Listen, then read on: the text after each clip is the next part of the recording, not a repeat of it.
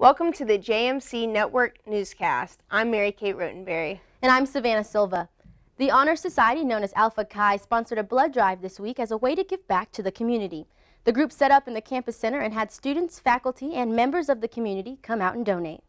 For me, really what donating blood means is, giving a part of yourself to the community, just really helping out in any way you can. During high school, my brother and I had some operations just for some genetic fun.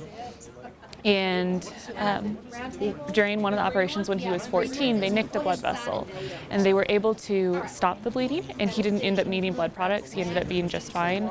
But if it had gone the other way, I was too young to donate at that point, and we would have been dependent on someone else's generosity.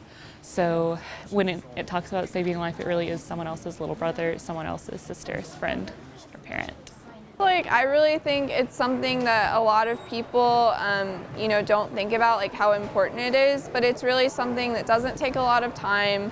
It's really easy, and it's just a matter of you stepping out of your day to do something for someone else. It is an incredibly tangible expression of God's love, and it has the ability to help people who really need it. All collected blood will go to 19 area hospitals. Well, Mentalist Bryan Invis took the stage of Cullen Auditorium Tuesday for the third consecutive year, and he showed audience members an array of tricks, illusions, and hypnosis.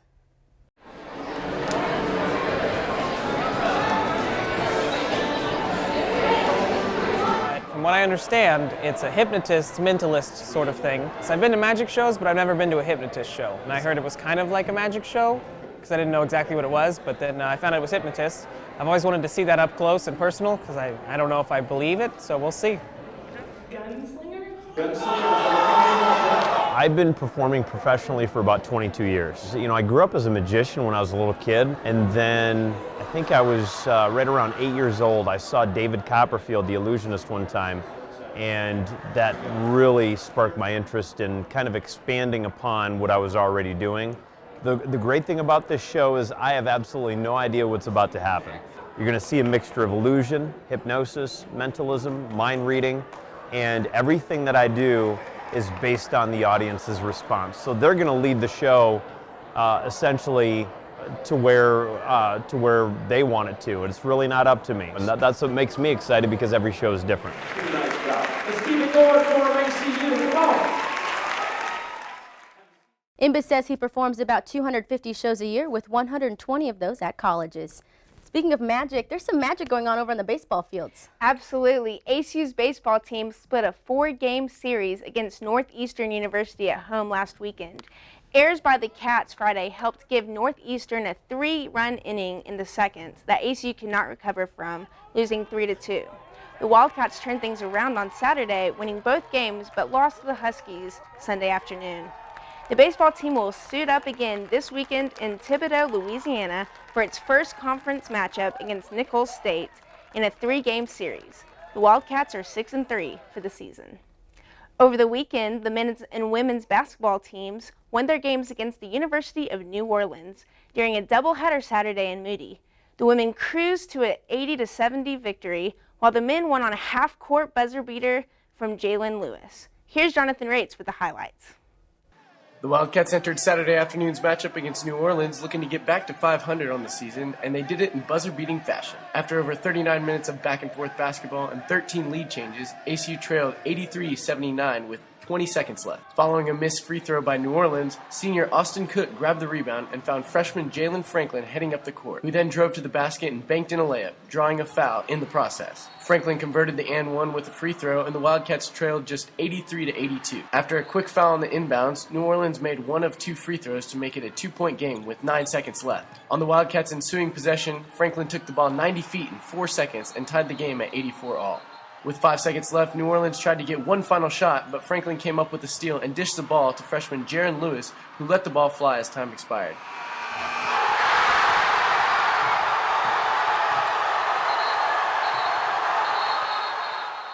After a long review, the basket was ruled good.